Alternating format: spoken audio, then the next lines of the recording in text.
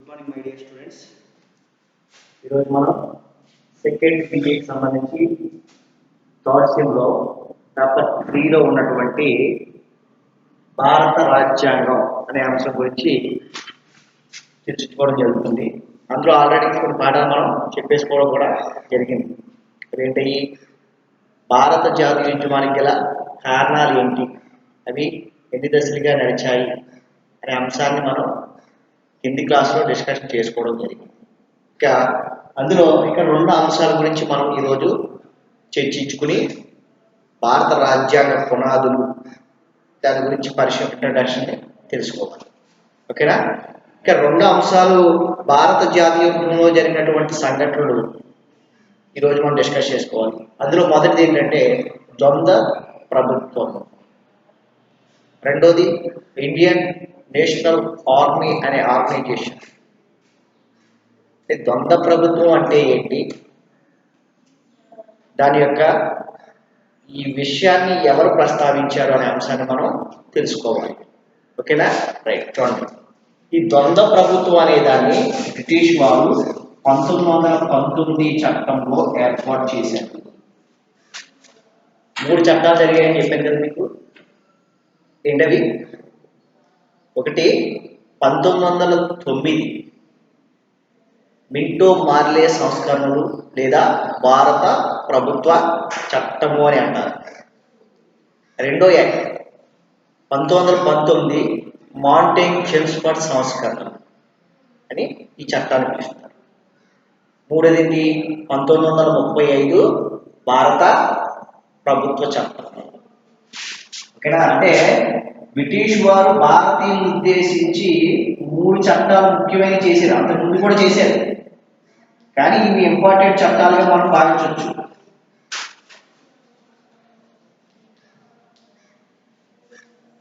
భారతీయులు బ్రిటిష్ వారు మొదలు చేసిన చట్టం ఏంటంటే 1773 ఇండియన్ రెగ్యులేటింగ్ యాక్ట్. ఇది మొదటి చట్టం. అయితే బాగా పేరు పొందిన చట్టాలు భారత జాతీయోద్యమాన్ని నీరుగార్చే విధంగా చేయడానికి బ్రిటిష్ వారు 3 చట్టాలను తీసుకొచ్చారు. అవి 1909 మింటో మార్లే సంస్కరణలు లేదా భారత ప్రభుత్వ చట్టం అని. రెండోది 1919 మింటో మార్లే సంస్కరణలు అని చెప్పేసి ఇంకో చట్టము. 1935 భారత ప్రభుత్వ చట్టం అని చెప్పి 3 చట్టాలను తీసుకొచ్చి ఏం చేశారని చెప్పాను? భారత జాతీయోద్యమాన్ని నీరుగార్చడానికి. అర్థమైందా మీకు? అంటే కొన్ని అవకాశాలు ఇవ్వడం వల్ల జాతీయోద్యమంలో పాల్గొన్నటువంటి వ్యక్తులందరూ వెనక్కి వచ్చేస్తారేమో అనే ఉద్దేశంతో ఈ చట్టాలని తీసుకురావడం జరిగింది. ఓకేనా? అయితే 1919 చట్టంలో భాగంగా ఈ బ్రిటిష్ వారు ఏం చేశారంటే ద్వంద్వ ప్రభుత్వ విధానాన్ని అందులో ప్రవేశపెట్టారు. 1919 చట్టం ద్వారా ఈ ద్వంద్వ ప్రభుత్వం అనే విషయం గురించి ప్రస్తావన తీసుకుని వచ్చారు బ్రిటిష్ వారు. ద్వంద్వ ప్రభుత్వం అంటే ఏంటి, అది భారతదేశంలో ఏ విధంగా అమలైంది, అంటే సఫలమైందా విఫలమైందా అనే విషయాన్ని మనం తెలుసుకోవాలి. ఓకేనా? రైట్. అయితే ఈ ద్వంద్వ ప్రభుత్వం అనేది విఫలమైందనే చెప్పుకోవాలి, సఫలం అవల. దానికి కారణం ఏంటంటే దానికి ఒక రీజన్ ఉంది. ద్వంద్వ ప్రభుత్వం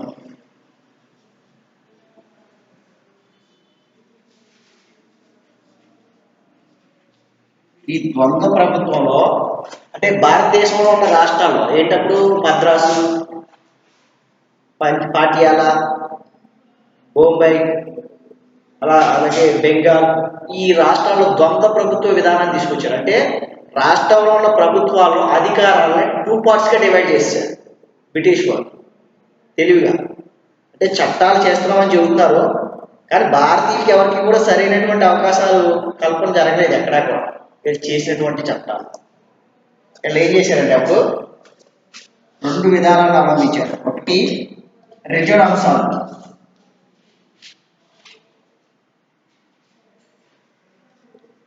రిజర్వ్ రెండవది ట్రాన్స్ఫర్.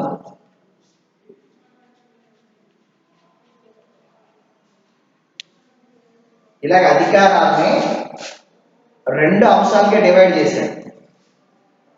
ఇలా రెండుగా డివైడ్ చేసేసి అధికారాలని, అంటే రాష్ట్రంలో ఉన్నటువంటి అధికారాలు ఏమున్నాయో ఆ అధికారాలను 2 పార్ట్స్గా డివైడ్ చేశారు. ఒకటి రిజర్వ్ అంశాలు అన్నారు, ఇదేమో ట్రాన్స్పోర్ట్ అంశాలు అన్నారు. ఓకేనా? ఈ రిజర్వ్ అంశాల్లో ఏం చేశారంటే రక్షణ,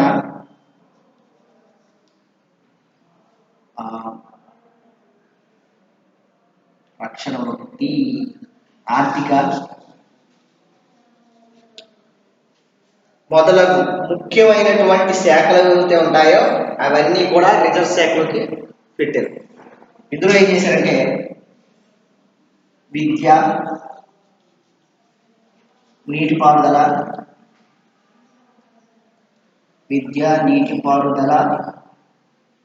నెక్స్ట్ ఆరోగ్యం, ఇలా. ఇక్కడేమో బ్రిటిష్ అధికారి, ఇక్కడేమో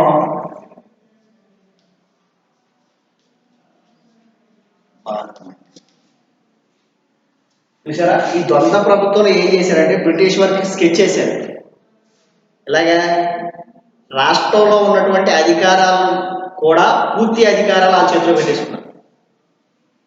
ద్వంద్వ ప్రభుత్వం ద్వారా అధికారాలు ఏవైతే ఉంటాయో ఈ అధికారాన్ని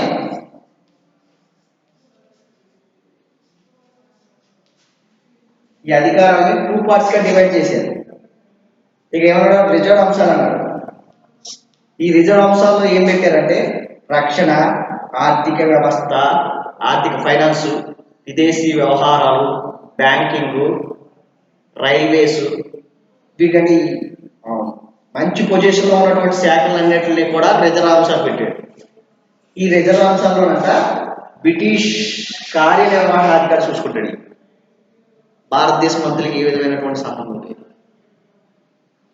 ఇక రెండో అంశాలు ఏంటి? ట్రాన్స్పోర్ట్ అంశాలు. ఇక్కడ భారత మంత్రి చూసుకుంటాడు.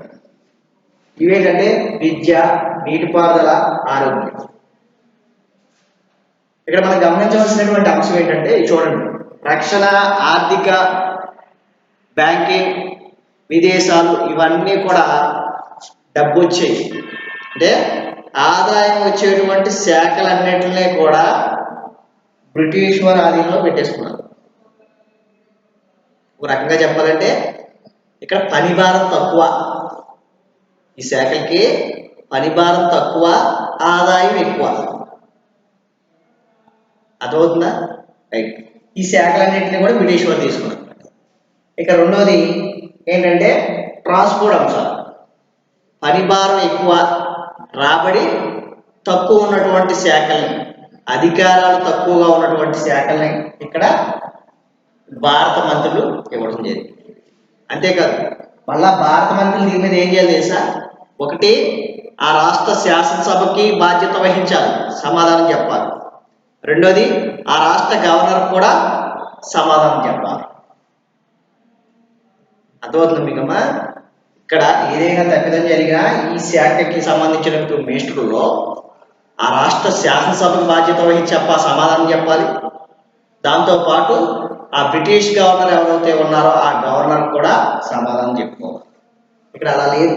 వీళ్ళు ఈ బ్రిటిష్ కార్యనిర్వహణాధికారి డైరెక్ట్గా గవర్నర్కే సమాధానం చెప్పుకోవాలి, ఇంకెవరికే సమాధానం చెప్పండి. ఇంకోటి ఏం గమనించాలంటే గవర్నర్ ఎవరు అప్పట్లో బ్రిటిష్. ఈ అధికారాన్ని చెలాయించేది ఎవరు? బ్రిటిష్ వ్యక్తి. ఇంకా వీళ్ళిద్దరి మధ్యన ఏ విధమైనటువంటి గొడవలు కానీ ఆస్కారం లేదు. ఇక్కడ పదవులు వహించే వాళ్ళేమో ఇండియా వారు, శాసనసభ నడిపించేది అంతా కూడా బ్రిటిష్ వారు, దాని పైన గవర్నరు బ్రిటిష్ వారు. అంటే ఇక్కడ పరిభారం ఎక్కువే, ఇబ్బందికరమైనటువంటి పరిస్థితులు ఫేస్ చేయాలి. దాంతోపాటు రాబడి సరిగ్గా రాదు. ఇక్కడ అధిక వ్యయం వస్తుంది, డబ్బులు వస్తాయి, బాగా మంచి ఆదాయం వస్తుంది ఈ శాఖలో. పనిభారం చాలా తక్కువ. పవర్స్ ఫుల్ పవర్స్ అన్నీ కూడా ఈ శాఖలో ఉండదు. రక్షణ, నెక్స్ట్ ఈ ఆర్థిక శాఖల్లో, విదేశీ వ్యవహార, రైల్వేలో మంచి పవర్స్ ఉన్నటువంటి శాఖలు ఇవన్నీ. అంటే ఈ విధంగా ద్వంద్వ ప్రభుత్వాలు చేసి భారతీయులకి ఏదో ఇచ్చేమని చెప్పారు, కానీ ఇక్కడ మళ్ళా పవర్స్ని 2 టైప్స్గా డివైడ్ చేయడం జరిగింది. పనికిమాల శాఖలన్నీ కూడా భారతీయులకి, మంచి శాఖలన్నీ కూడా బ్రిటిష్ వారికి. ఓకేనా? ఈ విధంగా భారతదేశంలో బ్రిటిష్ వారు ద్వంద్వ ప్రభుత్వ విధానాన్ని అమలు చేశారు. ఓకేనా? అయితే ఇక్కడ జరిగినటువంటి పరిణామం ఏంటంటే ఆల్రెడీ కింద క్లాస్లో డిస్కషన్ చేసుకోవడం జరిగింది. ఈ 1919 చట్టము ఏ రకంగా అమలవుతుందని చెప్పేసి బ్రిటిష్ వారు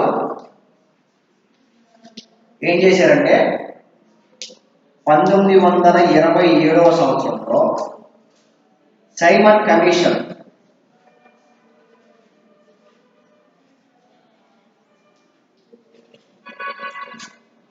అలా 1927వ సంవత్సరంలో బ్రిటిష్ వారు ఏం చేశారంటే ఈ చట్టం భారతదేశంలో ఏ విధంగా అమలవుతుంది, దాని యొక్క విధి విధానాలు ఏంటి అనే అంశాల్ని అధ్యయనం చేసి నివేదిక బ్రిటిష్ వారికి ఇవ్వాలి. అర్థమైందా మీకు? సైమన్ అనేవాడు కూడా బ్రిటిష్ వ్యక్తే. ఈ చైర్మన్, సైమన్ కమిషన్కి చైర్మన్ ఈ సైమన్ అనేవాడు బ్రిటిష్ వాడే. ఆ సభ్యులు ఇంచుమించుగా ఒక 6 ఎంతమంది ఉన్నారు, వాళ్ళు కూడా బ్రిటిష్ వారే. వీళ్ళు 1928లో బొంబాయి వచ్చారు. ఈ సైమన్ కమిషన్ 1928వ సంవత్సరంలో భారతదేశంలో అతిపెద్ద రాష్ట్రమైనటువంటి ఒక బొంబాయి నగరానికి వీళ్ళు రావడం జరిగింది. వీళ్ళ కాన్సెప్ట్ ఏంటి? ఎందుకు నియమించబడ్డారు వీళ్ళు? బ్రిటిష్ వారు భారతదేశంలో చేసినటువంటి 1919 మాంటేగ్ జేమ్స్ఫోర్డ్ సంస్కరణలు లేదా చట్టం ఏ విధంగా అమలవుతుంది అని చెప్పేసి నివేదిక తయారు చేయడం వీళ్ళ ఉద్దేశం. అయితే ముంబైలో దిగడంతోనే భారతీయులు ఆనాడు ఏం చేశారంటే నల్లటి ఒక క్లాత్ మీద ఈ వైట్ అక్షరాలతో సైమన్ గో బ్యాక్ అనే నినాదాన్ని తీసుకొచ్చారు. వెరీ వెరీ ఇంపార్టెంట్ ఉంటుంది భారత జాతీయ యుద్ధం. సైమన్ గో బ్యాక్ అనే నినాదాన్ని రాస్తూ ప్రతి రాష్ట్రంలో కూడా ఈ సైమన్ కమిషన్కి నిరసన వ్యక్తం చేశారు. ఒక ఉద్యమం కింద సైమన్ గో బ్యాక్ అనే నినాదం చేయడం జరిగింది. అమ్మా ఇలా చేసిన తర్వాత ఎందుకు సైమన్ కమిషన్ని, మీకు డౌట్ రావచ్చు, ఎందుకు సైమన్ కమిషన్ని సైమన్ గో బ్యాక్ అని అన్నారు? అదే సార్ బ్రిటిష్ వాళ్ళు వేశారు కదా, అదైనా భారతదేశంలో అమలు చట్టం కోసం మన మంచి కోసం వేశారు కదా, మరి ఎందుకు సైమన్ గో బ్యాక్ అనే నినాదాన్ని భారతీయులు తీసుకొచ్చారు అంటే ఇక్కడ కూడా దీనికి సమాధానం ఉంది. ఎందుకంటే సైమన్ అనేవాడు బ్రిటిష్ వాడు అని చెప్పారు. అక్కడ నియమించినటువంటి సభ్యులందరూ కూడా బ్రిటిష్ వాళ్ళే. అంటే ఒక్క భారతీయుడు కూడా అందులో చోటు కల్పించబడలేదు. బ్రిటిష్ వారు 27లో నియమించినటువంటి సైమన్ కమిషన్లో ఒక్క భారతీయుడు కూడా ఆఖరికి సభ్యత్వం కూడా ఇవ్వకుండా బ్రిటిష్ వారు మనల్ని అవాయిడ్ చేయడం జరిగింది. ఓకేనా? అందుకే అదేంటది, మీరే చట్టాన్ని రూపొందించారు. 1919 చట్టం రూపొందించింది ఎవరు? బ్రిటిష్ వారు. దాని మీద నివేదిక తెమ్మని కమిటీ చేసిన ఎవరు? బ్రిటిష్ వారు. అంటే మీరే భారతదేశంలో చట్టాలు తీసేసి మీరే భారతదేశానికి అలా ఆ చట్టం ఎలా అమలవుతుంది ఏంటనే నివేదికనే మీరే రాసేసుకుని మీరే దాని మీద ఒక నిర్ణయానికి వస్తారా? మరి మా పరిస్థితి ఏంటి? మా ఒపీనియన్ మీరు తెలుసుకోవాలి కదా. మీరు తెలుసుకోవాలంటే ఎలా తెలుస్తుంది? మాకు కూడా ఆ కమిషన్లో సభ్యత్వం ఉంటే అప్పుడు మేము కూడా దాంట్లో జరిగినటువంటి లోటుపాట్లు ఏంటి, ఆ ద్వంద్వ 1919 చట్టం ఎలా అమలైంది అనే అంశాలను మేము ప్రస్తావించగలము. మా కమిషన్లో సభ్యులు ఇవ్వకుండా మీరు వచ్చేసి ఈ చట్టం మీద రిపోర్ట్ రాసిపోతే ఎలా రాసుకెళ్తారు? ఈ చట్టం బాగా అమలవుతుంది, ఈ చట్టం వల్ల భారతీయులు ఏ విధంగా ఇబ్బంది పడతలేదు. ఈ చట్టం తీసుకురావడం వల్ల బ్రిటిష్ వారికి కొన్ని అధికారాలని బ్రిటిష్ వారు భారతీయులకు కొన్ని అధికారాలు ఇచ్చారు అని రాసిపోతారా? అంతే కదా మరి. చేసినోడే చట్టం చేసినోడే కమిషన్ అయితే చేసే పరిస్థితి అదే, సిచ్యువేషన్ అదే జరిగేది. మీరే చట్టం చేసేసుకుని, మీరే కమిషన్ వేసేసుకుని, మీరే నివేదిక రాసేసుకుంటే ఇక నాకు ఉన్నటువంటి ఇబ్బందులు చెప్పుకోవాలంటే ఎలాగా అని చెప్పేసి వీళ్ళు వ్యతిరేకించారు. దానిలో భాగంగానే సైమన్ గోబ్యాక్ అనే నినాదాన్ని తీసుకురావడం జరిగింది. ఓకేనా. ఫైనల్గా వివిధ ప్రాంతాల్లో సైమన్ కమిషన్ పోలీస్ బందోబస్తుతో మొత్తానికి తిరిగి తన నివేదికను తయారు చేసుకుంది. ఆ నివేదికలో భాగంగానే ఈ ద్వంద్వ ప్రభుత్వాన్ని రద్దు చేశారు. ఈ ద్వంద్వ ప్రభుత్వం పూర్తిగా రద్దు చేసేయడం జరిగింది. అలాగే కొన్ని మార్పులు చేర్పులు కూడా చేసి మళ్ళీ ఏం చేశారంటే 1930లో భారత ప్రభుత్వ చట్టం అనే ఒక కొత్త చట్టాన్ని తీసుకురావడం జరిగింది. ఓకేనా. ఈ రకంగా జరిగింది ద్వంద్వ ప్రభుత్వం. నెక్స్ట్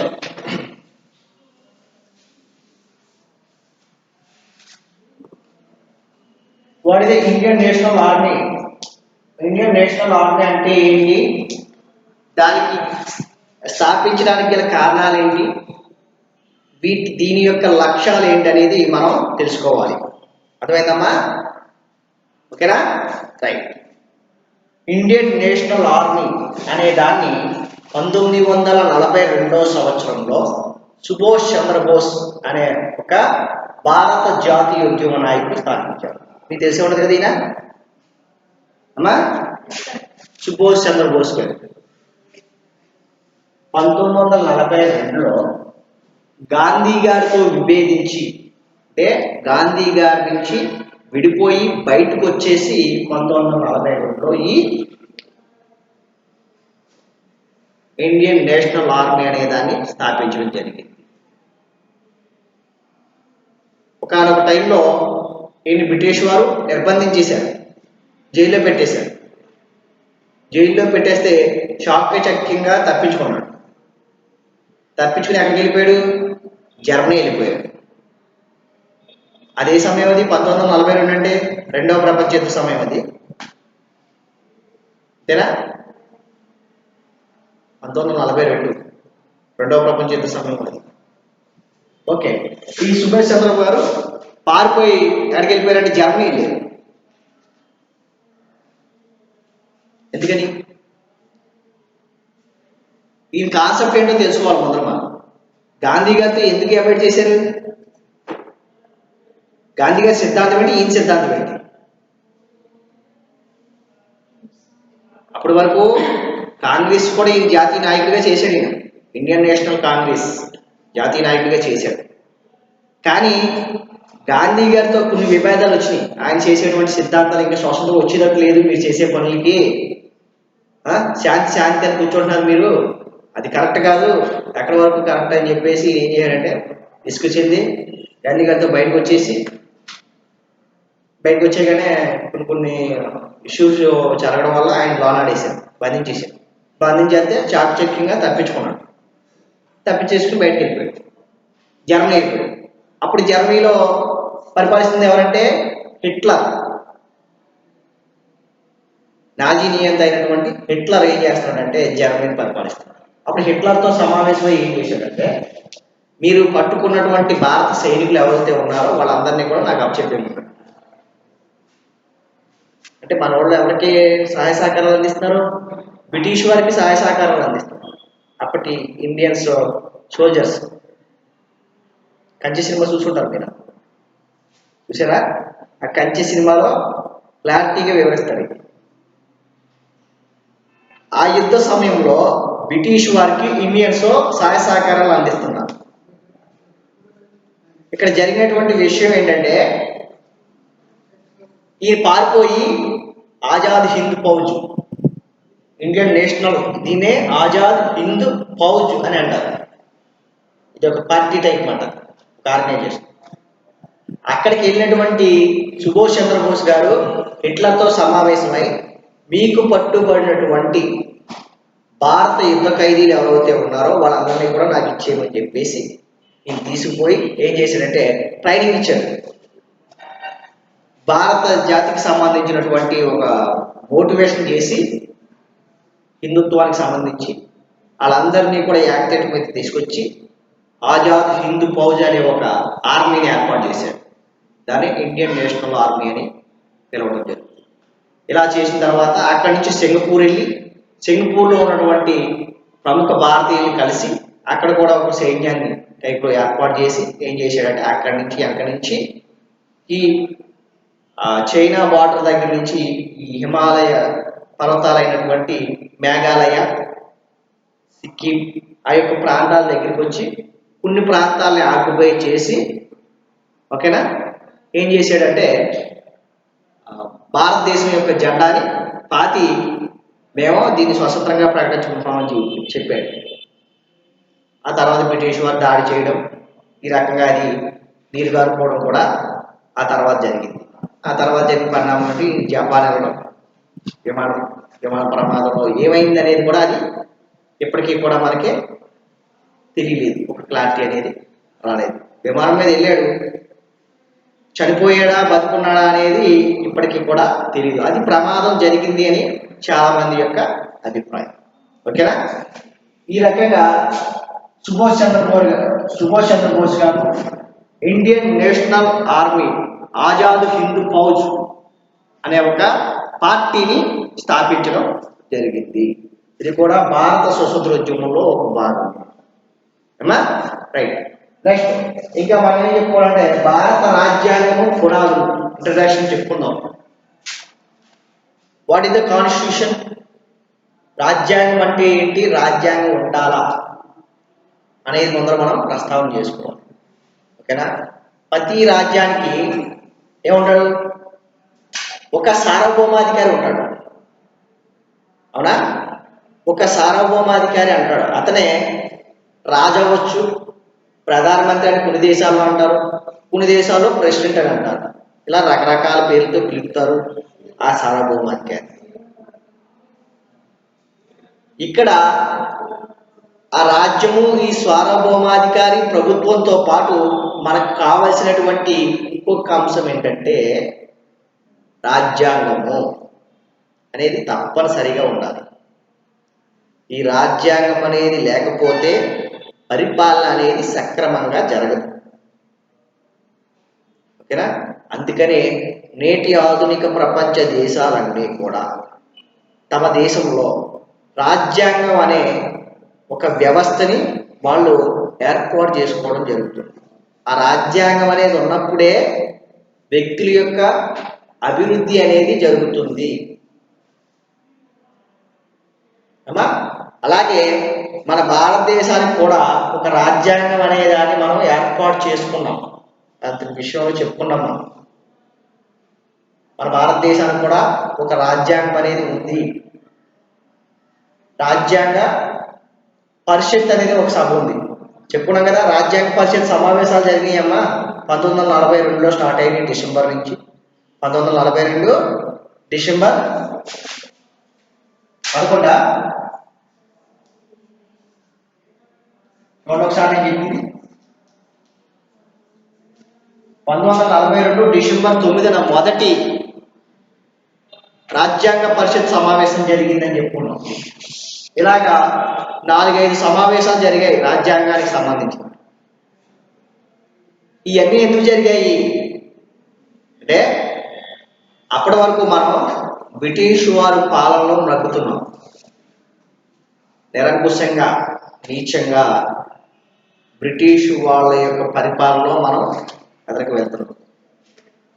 ఇక్కడ జాతీయోద్యమం అని 3 దశలు జరిగాయని కూడా, ఆ దశలు ఏంటి ఎలా జరిగాయని కూడా చెప్పుకున్నాం. అందులో భాగంగానే ఇవి 2 చెప్పుకోవడం కూడా జరిగింది. ఇక 1942 వచ్చేసేటప్పటికి ఉద్యమం తీవ్ర స్థాయిలోకి వెళ్ళిపోయింది. మన భారత జాతీయోద్యమం అనేది తీవ్ర స్థాయిలోకి వెళ్ళిపోయింది. దాంట్లో భాగంగానే ఇంకా బ్రిటిష్ వారు మన దెబ్బకి తట్టుకోలేక ఏం చేశారంటే మీకు రాజ్యాంగాన్ని ఏర్పాటు చేసుకోండి, దాని తగ్గటువంటి రాజ్యాన్ని మేము మీకు ఏర్పాటు చేసేసి మేము వెళ్ళిపోతాం అని చెప్పేసి ఆ రకంగా వాళ్ళు రాజ్యాంగాన్ని ఏర్పాటు చేసుకుంటే మొదటి రాజ్యాంగ పరిషత్ సమావేశం 1942 డిసెంబర్ 9వ తారీఖున అడాప్ట్ చేయడం జరిగింది. ఇలాగ ఆసియాల తీర్మానాలు ప్రకటించడం, ఆ రకమైనటువంటి సిద్ధాంతాలు చేసిన తర్వాత మళ్ళా ఇంకొక 2 సభలు ఏర్పాటు చేయడం జరిగిందని చెప్పాను. ఏంటది ఏమని చెప్పాను? ఒకటి రాజ్యాంగ పరిషత్ అని ఒకటి ఉంటుందమ్మా. దీనికి బాబు రాజేంద్ర ప్రసాద్ గారు చైర్మన్గా వ్యవహరిస్తారు అనే విషయాన్ని చెప్పారు. ఇక రెండోది రాజ్యాంగ ముసాయిదా కమిటీ లేదా రాజ్యాంగ రచనా కమిటీ ఉంటుందమ్మా అని చెప్పేసి. దీనికి ఎవరు ప్రెసిడెంట్? డాక్టర్ బిఆర్ అంబేద్కర్ గారు. అంటే రాజ్యాంగ పరిషత్ యొక్క విధి ఏంటి, రాజ్యాంగ రచనా కమిటీ యొక్క విధి ఏంటి అంటే చూడండి,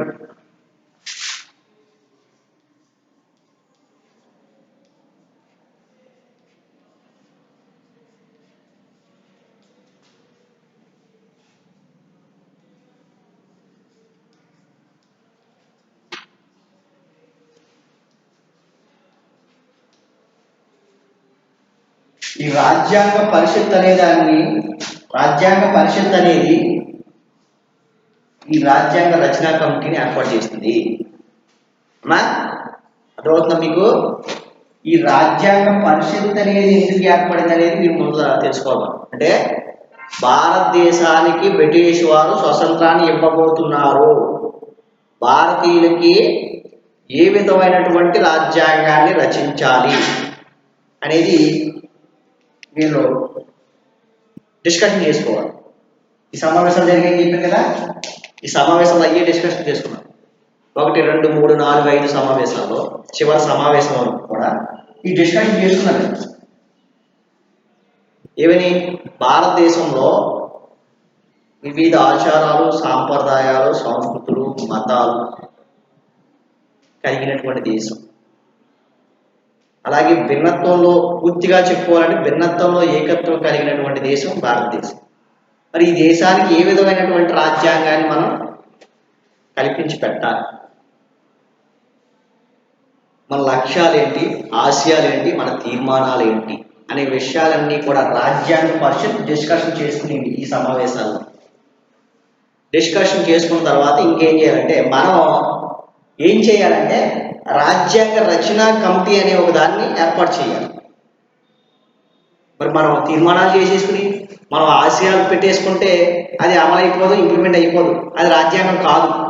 అందువల్ల ఏం చేయాలంటే మన దేశానికి సంబంధించినటువంటి ఒక రాజ్యాంగాన్ని రచించడానికి ఒక కమిటీని మనం వేయాలి అని చెప్పేసి అప్పుడు ఏం చేసిందంటే రాజ్యాంగ పరిషత్ రాజ్యాంగ రచనా కమిటీని ఏర్పాటు చేయడం జరిగింది.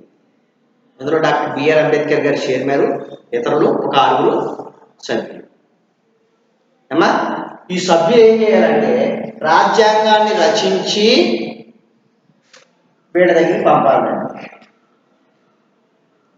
అర్థమైందా?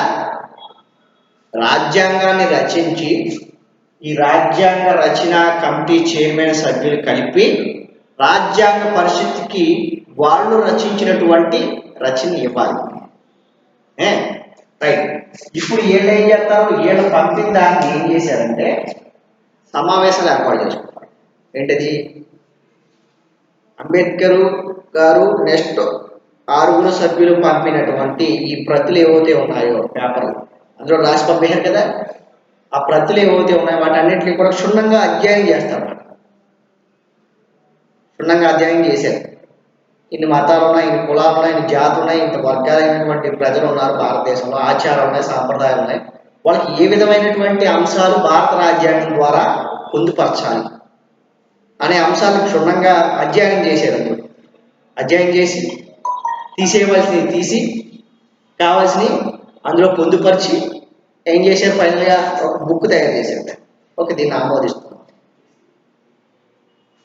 ఏమా వీళ్ళు పంపిన దాంట్లో వీళ్ళు పంపింది యాజ్ టీజ్గా దీంట్లో పెట్టేలా రాజ్యాంగంలో కొన్ని తీశారు, కొన్ని చేర్చారు, అవసరం లేనివి తీశారు, లేదా వివాదాస్పదమైనటువంటి అంశాలు ఏమైనా ఉంటే తీసేశారు. ఏమవుతాయి అవసరం అవుతాయి అవన్నిటిని కూడా మళ్ళా చేర్చుకోవడం, వీళ్ళు సొంతంగా ఏమైనా తయారు చేసి ఉంటే అందులో మళ్ళా వీళ్ళు రాసిన దాంట్లో పొందుపరచడం, ఇలా మొత్తానికి ఎన్నో వందల ప్రతులు పంపితే అందులో ఏం చేశారంటే మొత్తానికి కుదించి ఒక పుస్తకాన్ని తయారు చేశారు. దాన్ని ఇండియన్ కాన్స్టిట్యూషన్ అని అంటారు. ఇది ఎప్పుడు ఆమోదించబడింది అంటే రాజ్యాంగ పరిషత్కి వెళ్ళిపోయింది. ఎంతో సంబంధం లేదు, ఇంకా మనకి ఎంతో సంబంధం లేదు. వీళ్ళు పంపేశారు, రాజ్యాంగ పరిషత్కి పంపేశారు. వీళ్ళు అప్పుడు డిసైడ్ చేయాలి ఏమని, రైట్ మేము ఆమోదించేసి ఉండాలి.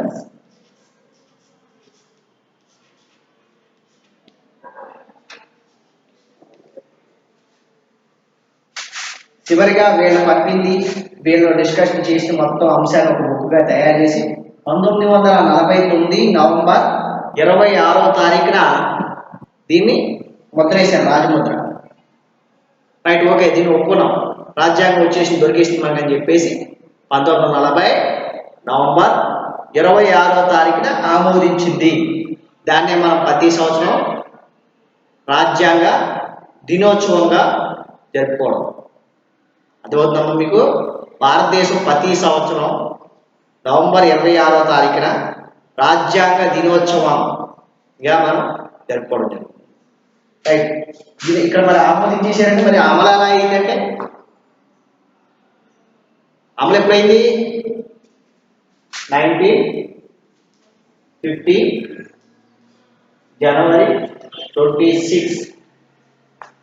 ఇక్కడ ఆమోదించేసినటువంటి ఈ రాజ్యాంగము 1950 జనవరి 26వ తారీఖున దానికి ఇంప్లిమెంట్ అయింది భారతదేశంలో. దీన్నే గణతంత్ర దినోత్సవము లేదా రిపబ్లిక్ డేగా ఆ రోజున మనం జరుపుకోవడం జరుగుతుంది. అవునా? నవంబర్ 26 ఏమో కాన్స్టిట్యూషన్ డే, జనవరి 26వ తారీఖునేమో భారత గణతంత్ర దినోత్సవము లేదా రిపబ్లిక్ డేగా మనం ఎంచుకోవడం. వెరీ వెరీ ఇంపార్టెంట్ బిట్, ఈ రోజు గుర్తుంచుకోండి. రైట్, మరి భారత రాజ్యాంగాన్ని రచించడానికి ఎంత ఖర్చు అయింది, ఎన్ని సంవత్సరాలు పట్టింది అనే విషయాన్ని కూడా మనం ఒకసారి తెలుసుకోవాలి. భారత రాజ్యాంగాన్ని పూర్తిగా రచించి వీళ్ళకి అప్పచెప్పడానికి 2 సంవత్సరముల 11 నెలల 18 రోజులు పూర్తి కాలం పట్టింది. అంటే ఈ రాజ్యాంగాన్ని రచించడానికి 2 సంవత్సరముల 11 నెలల 18 రోజులు సమయం పట్టింది. దీని ప్రపంచంలో అన్ని రాజ్యాంగాలకి పట్టినటువంటి కాలాన్ని చూసుకున్నట్టయితే, భారతదేశ రాజ్యాంగానికి పట్టినటువంటి కాలాన్ని చూసుకున్నట్టయితే ప్రపంచంలో సుదీర్ఘ కాలం రచించబడినటువంటి రాజ్యాంగం భారత రాజ్యాంగం. 2 సంవత్సరాల 11 నెలల 18 రోజులు, అంటే దాదాపుగా 3 సంవత్సరాలు పట్టింది.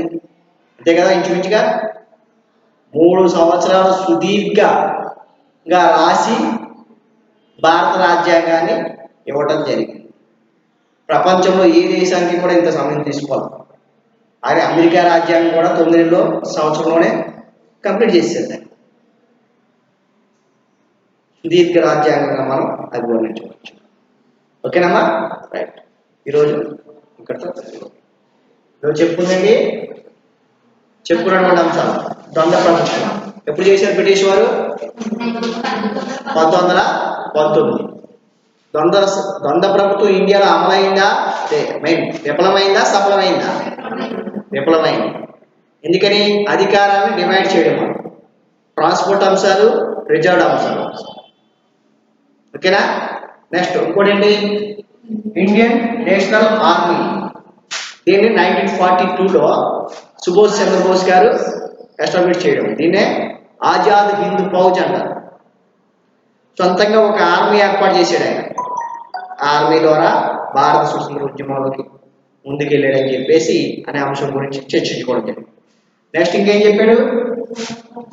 భారత రాజ్యాంగం పునాది. అసలు భారత రాజ్యాంగానికి పునాది రాయి ఎక్కడ పడింది, దానికి కారణాలు ఏంటి, అది ఏ విధంగా దినదాభివృద్ధిగా చెందుతూ రాజ్యాంగ రచనకి కారణమయ్యింది రాజ్యాంగ రచనకి ఎంత సమయం పట్టింది, ఎప్పుడు ఆమోదించారు, ఎప్పుడు అమలు చేశారు. ఓకేనా, రైట్. ఇక అప్పటి డబ్బుల్లో 64 లక్షలు సుమారుగా రాజ్యాంగానికి ఖర్చు అయింది. ఇది కూడా వెరీ వెరీ ఇంపార్టెంట్. అంటే ఒక్కోసారి ఇస్తాడు, ఎక్కువగా ఈ రెండు ఎదురు ఇస్తాడు ఆ ఖర్చు ఇవ్వకపోయింది. అంటే దాదాపుగా 64 లక్షల రూపాయలు భారత రాజ్యాంగాన్ని రచించడానికి ఖర్చు అయిందని చెప్పేసి ఒక వాదన. Okay, thank you very much.